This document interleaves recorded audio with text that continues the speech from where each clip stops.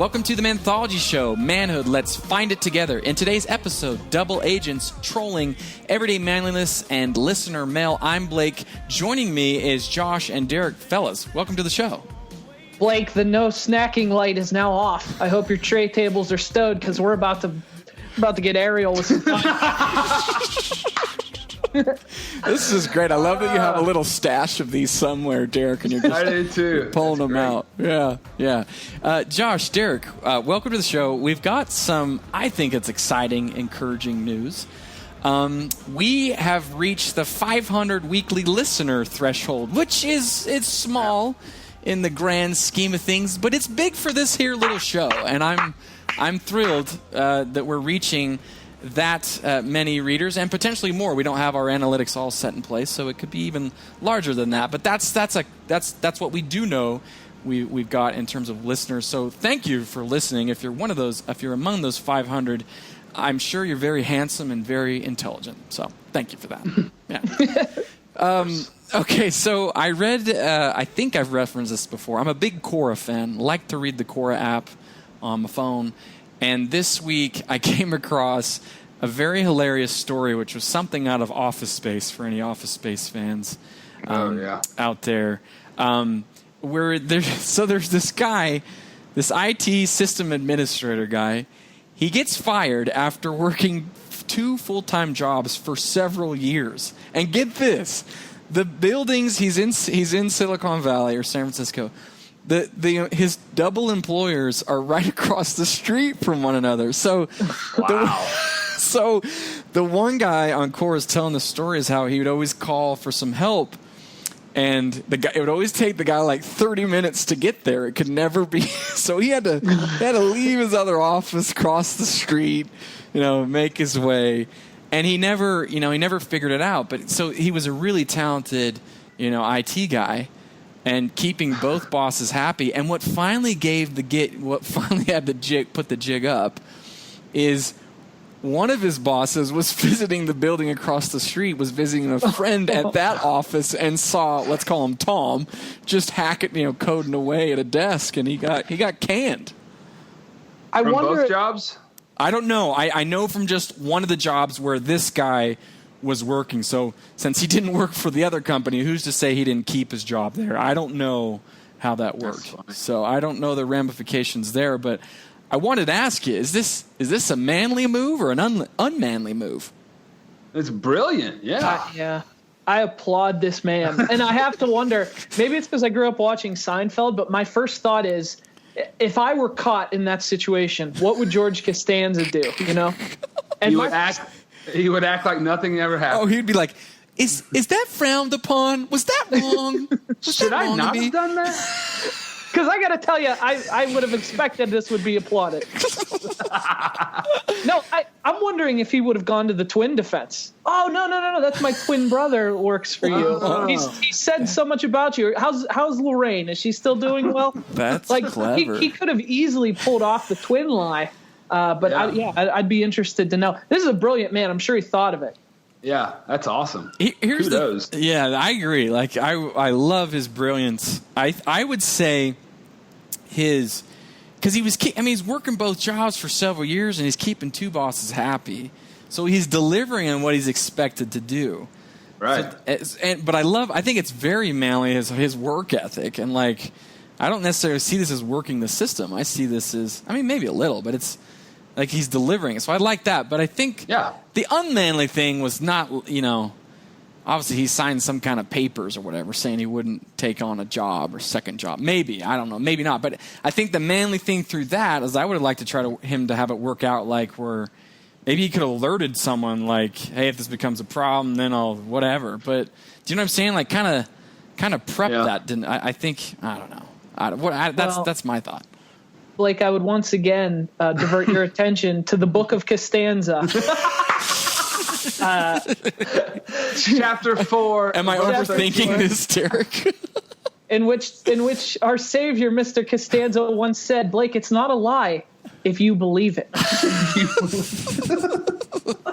Very well. I just thought that was a hilarious story. That is. So, my question is, how did he work? So it says full-time jobs, but Was it like, I mean, I don't know how IT works. Was he not did he not have to physically be there all day? Is that why he was able to go back and forth? Well, IT guys are always elusive, right? They're always helping other people with problems, so you don't expect them to be just sitting in their desk unless they're a coder. So if he's like an administrator help desk type guy, you never expect those guys in their seat because they're always in other cubicles or other locations. He could be all over the building at any time. So it's the perfect cover.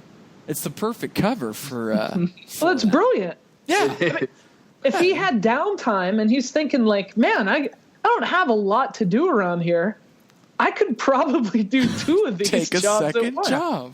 Yeah, it's brilliant. It's the reverse of, to keep with the Seinfeld analogy, it's the reverse of George and Jerry doubling up on one girlfriend, right, to keep her happy. Yeah, that's right. It's the opposite. It's the bizarro version of that. No one man can keep a woman happy, Jerry. Oh man, that is awesome. Yeah, I thought it was a hilarious episode. If any listeners got some other funny situations of manliness, please. Any other lighthearted fraud stories? Send them our way. Oh man. Okay, so talking point to today, Josh, Derek, we want to discuss the ever-present issue, and this is an important issue, at least when it comes to the online world. We want to discuss trolling. and specifically, we're just going to set this out there right now. Trolling is the opposite of men. It is the unmanly thing to do. Can we all agree to that?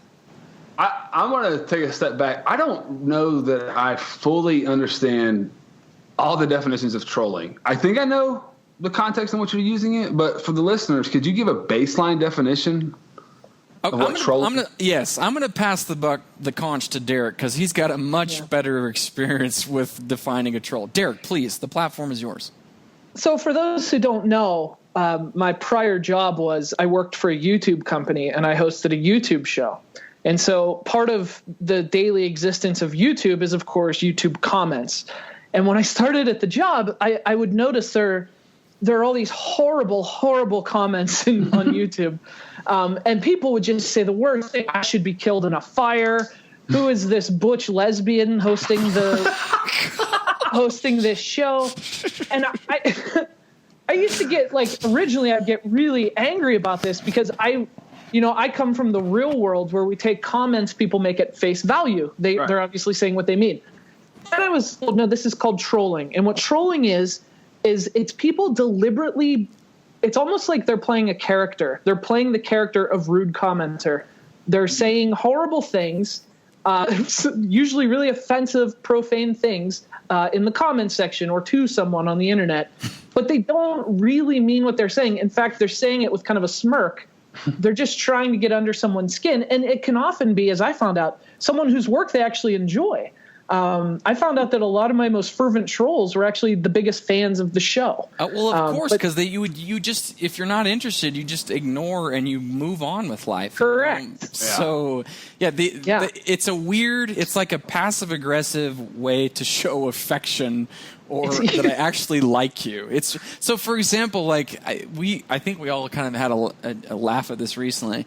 One of the recent comments about this here show, the Manthology Show, one I would label or judge as a troll. I'm sure he's much more than this in real life, but at least in this context, he says, "Cool show, Derek's cool, not too sure about these other cunts." My favorite comment so far, by the way. Yeah, of all of them. So he's this show's first troll. He's the first troll that has. He's our inaugural troll of the Manthology Show.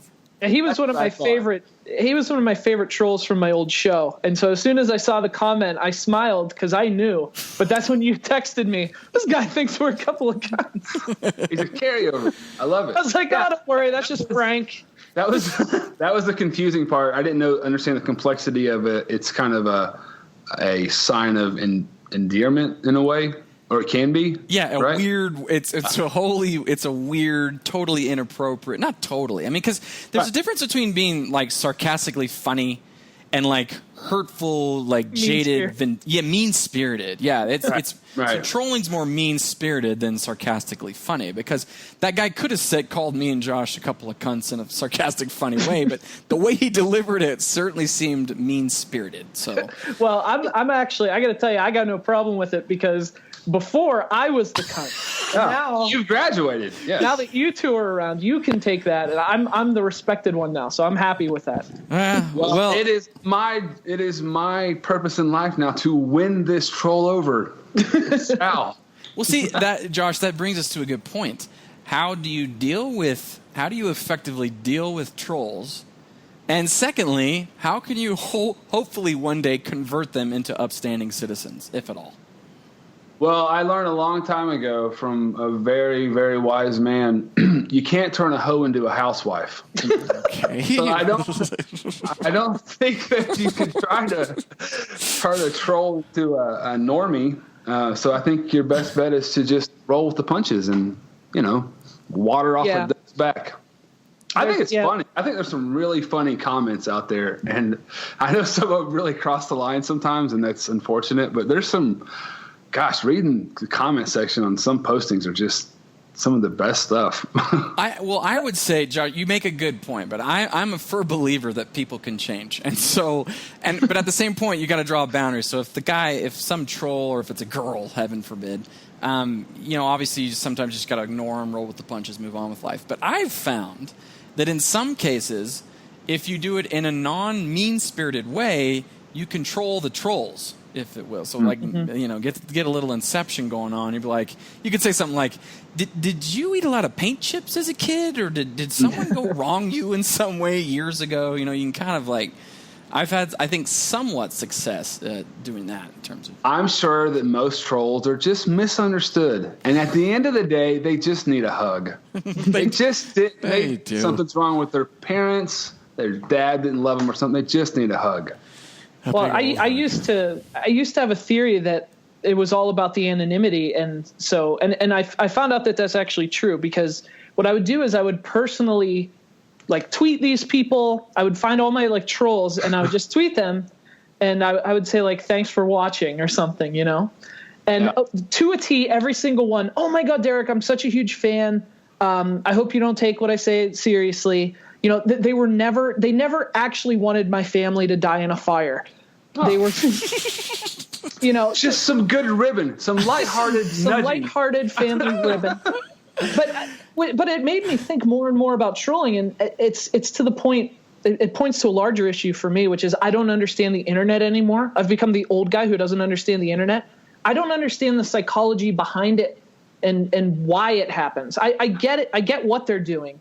But I don't understand what they get from it, and it's just something I'll never understand. And they're just trying to obviously just get a reaction, and it's just like in kindergarten when a boy hits a girl that he likes, he doesn't know how to say, "Hey, I like your show." Instead, it's, "Hey, you guys are a couple of cunts." So here it is. This is what motivates the trolls, is that negative attention is better than no attention. And so that's what's at issue here. But Derek, you have summed up, I think, in the perfect way, the best way to deal with trolls and hopefully convert them. And that is to kill them with kindness. Just be nice.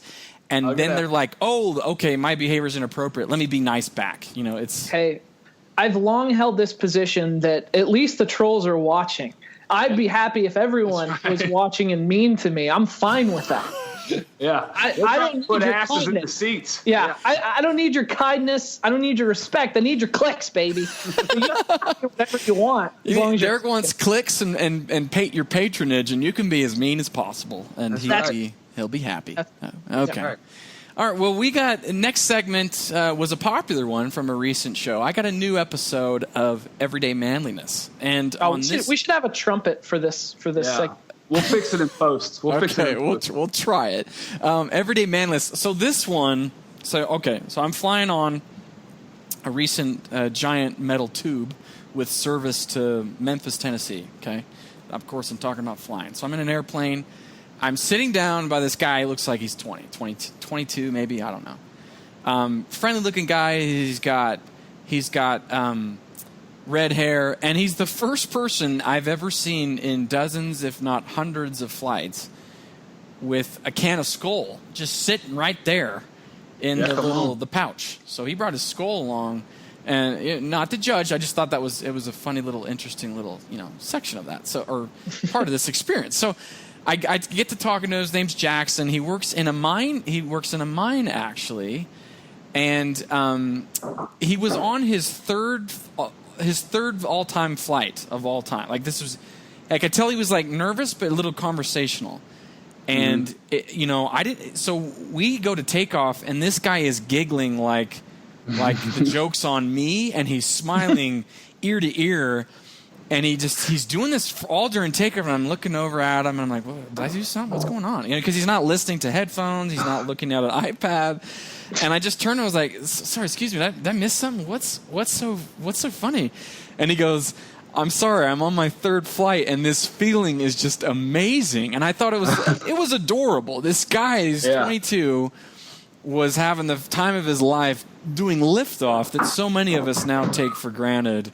I just thought it was so Jackson the troll. I thought he had that boyhood wonder. He was laughing, smiling on his third time flying, and I started laughing and smiling and being like, yeah, this is kind of a cool sensation, isn't it? I haven't thought about it in a really long time.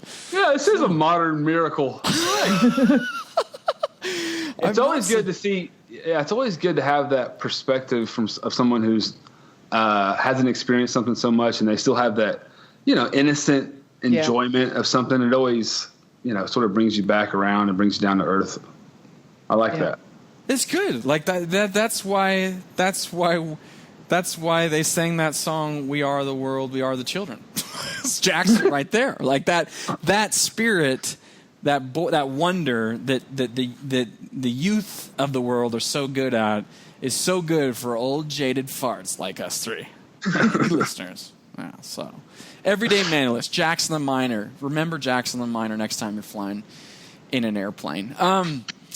Derek, we got a letter, or I should say an electronic mail from a VIP listener, Jack Hubbard. Could you share with the fans what Jack had to say this week? Yeah, Jack wrote us this week to ask about a very important issue, the baconization of food. He wants to know how we feel about it. In the past few years, if you can name a food, somebody's made a bacon-wrapped or bacon-infused version of it. Is this progress? So, Blake, I put it to you. Is the baconization of America progress or regress? I love the question. Is this progress? I just got a chuckle reading that.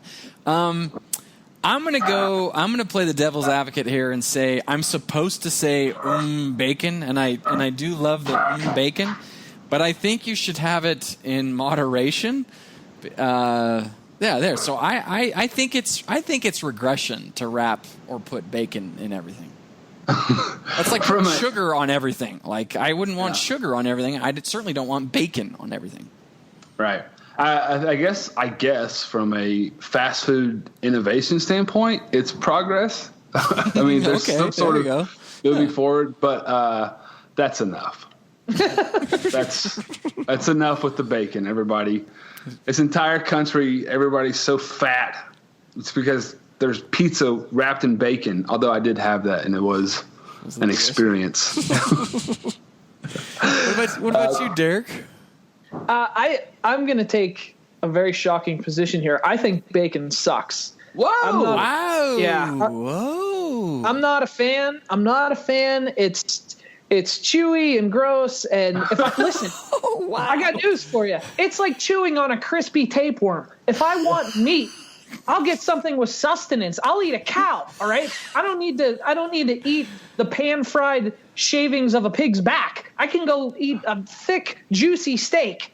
You can also have that steak wrapped in bacon. Wrapped in bacon, too. Although I do like when my steak has a little piece of bacon around. That is pretty good. But as a general rule, you like bacon as a garnish, then, not as a. Even then, not usually. Okay. Only very occasionally. And like that, now they got this stuffed crust pizza with bacon in the stuffed. There's cheese and bacon in the stuffed crust pizza now. That's absurd. The stuffed crust pizza was perfect as is. And the I pizza remember, was okay by itself. Just yeah, FYI. pizza's fun. I remember back in the day when stuffed crust pizza was considered a blasphemy, you know? Indulgent. Oh, yeah. Right. Now we're saying, no, that's not quite far enough. We got to put bacon in it. That's all. Put more stuff in it. Oh, by the way, see, I agree, and I love that point that just give me marinara, mozzarella, and crust, and I'm happy. Right. Like I'm still like a child where I still enjoy cheese pizzas. Now I like the mushroom and bell pepper variety just as much, but I still love a cheese pizza because it's a perfect combination of deliciousness. Yeah. And it doesn't need bacon. I feel like it's perfect marketing though to baconize all this food. It is. Because these people know their market, they know their audience, and for some reason it seems like the whole bacon thing is like this. It's like en vogue right now. What was the fast food restaurant that did the America commercial where it was like there was an eagle with a cheeseburger and then there were fireworks behind it? It's like that's your market. Yeah, I think it was Hardee's. Hardee's, yeah. They've got the best. They just completely play to their audience, and they're great at it. Totally. It reminds me of John Oliver did the political commentator, comedian guy. He did a segment once where he was talking about the arms race happening in America. But it's an arms race of food cannons. He said, like, how we go to you go to baseball games and there are hot dog cannons. And there was this new invention. Someone in Texas invented like a taco bazooka. Why not? Right. So this is all part of the, food arms race. Yeah. Well, I will say, I think, and I appreciate your perspective, Derek, and I tend to agree that I don't consume a lot of bacon, but I certainly like it. And I think it's the food industry's version of naturally occurring crack cocaine. Because, like, even when I just go to have one, and I'm like, oh, just one, because it's not really healthy, and I want to be healthy for my family and kids. I eat one, and you're just like, holy crap! Well, I might as well eat the whole pound. Yeah, so it really is. It's organic crack cocaine, is what it is. Straight from the pig, the hog. Anyway, thanks for the letter, Jack, and thanks for always sending in great questions and feedback on the show.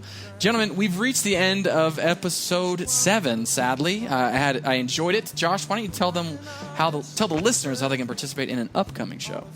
Sure. Get involved. Please visit manthologyshow.com and become a patron if you're not already. Follow us on Twitter at Manthology Show, or you can just email us at men@manthologyshow.com.